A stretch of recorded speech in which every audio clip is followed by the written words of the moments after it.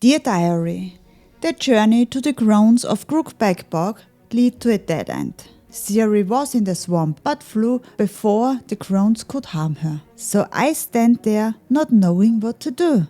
After some time, rethinking the events, I decided to go to Immerse. After all, she had told me to visit her. Maybe she had learned something new about Ciri's whereabouts. I arrived at Kira's hut very late at night. As I entered, I heard voices. Kira was speaking to a man. As I drew nearer, I found her using the magic lamp. She ended the conversation quickly. Did I walk into something? I was curious, but she only told me that she could speak with the dead using this magic lamp. If this is true, and with Kira you never know, this is a creepy little lamp. Unfortunately, Kira had no news about Ciri, but told me why she needed me to see her again. She needed my help again. This is a sort of one-way relationship, but I heard her out. She told me about a cursed isle and that there is a tower full of mice. This explained why she did not go there by herself. She gave me the magic lamp, which I needed to place near some remains, and she gave me a communication device. I had no idea what to do with this, but that was a task for tomorrow. I asked her if I could stay the night by her fireplace and rest. Sadly, her warm bed was not an option. Early in the morning, I made my way to the boat Kira mentioned. I had a bad feeling about this task, and I seriously doubted that it would bring me any closer to finding Ciri.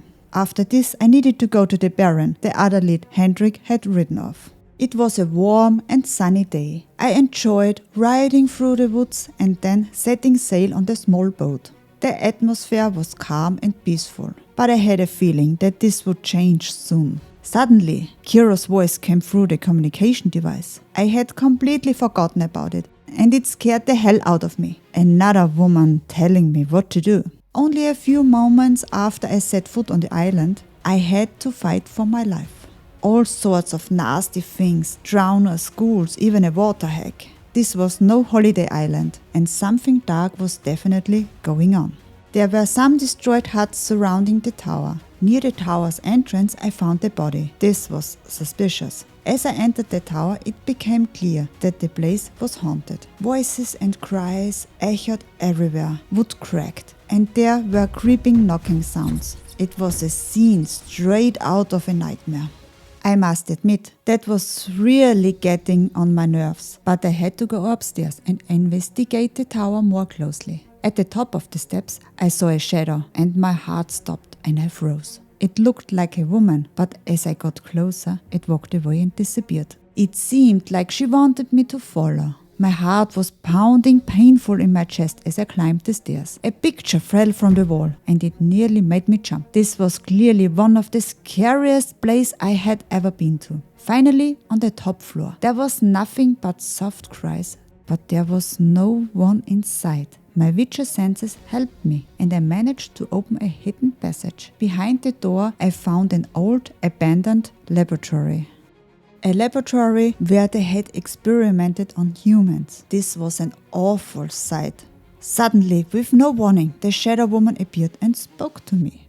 Her name was Annabelle, and she told me her story. This place had been raided, and the people inside were slaughtered. Her everlasting love was among them, but when they tried to harm her, he wasn't strong enough to protect her. So she drank the potion that the druid, the master of this tower, had given her. After consuming that potion, everything went dark. It wasn't poison. It was a potent sleeping potion meant to deceive the attackers. But when she woke up, she was all alone in the tower. She couldn't move because the potion hadn't completely worn off. And she was torn apart by the rats that saw her as a warm and tasty meal. This is one of the most horrifying ways to die that I have ever heard of. I don't even want to imagine how much pain she must have felt.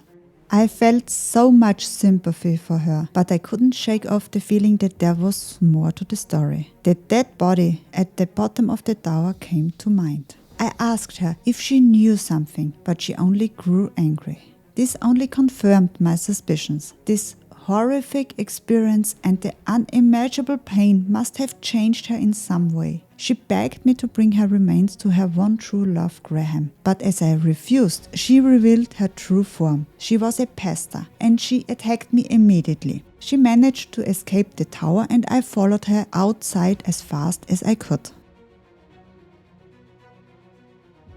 Outside the tower, I confronted her again. After a few well-placed hits, she disappeared. I realized I needed a different strategy to lift the curse. Just then, Kira called, and I quickly filled her in. She knew about Graham and mentioned that he lived across the lake.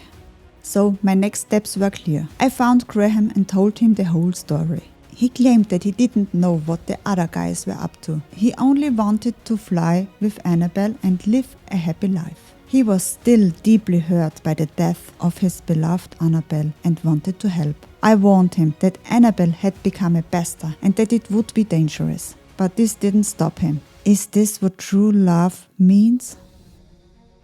At the top of the tower, Annabelle was already waiting for us. Graham showed no fear. He spoke to her as if she were still his Annabelle, with so much love, apologizing for not knowing what the other men were up to. Surprisingly, the bastard did not attack him.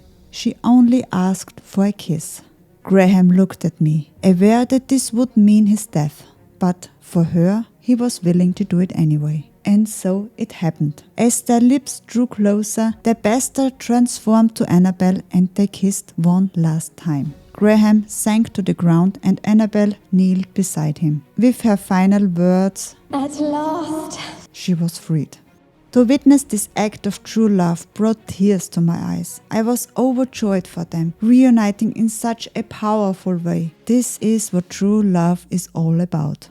I need to talk to Kira about the curse being lifted, but first I need some time for myself. I need to process these events and sort out my feelings. I set up camp on top of a hill between some trees with a view of the tower to reflect on the day.